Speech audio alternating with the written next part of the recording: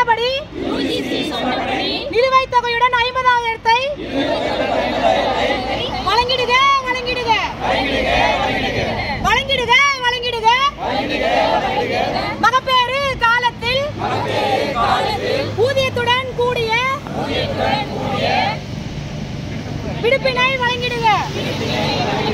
தமிழக அரசு தமிழக அரசு தமிழக அரசு தமிழக அரசு உயர்கல்வித்துறையே உயர்கல்வித்துறையே வழங்கிடுக வழங்கிடுக. கௌரவ விரிவுரையாளர்களுக்கு பணி பாதுகாப்பு வழங்கிடுக. வஞ்சிக்காதே வஞ்சிக்காதே வஞ்சிக்காதே வஞ்சிக்காதே.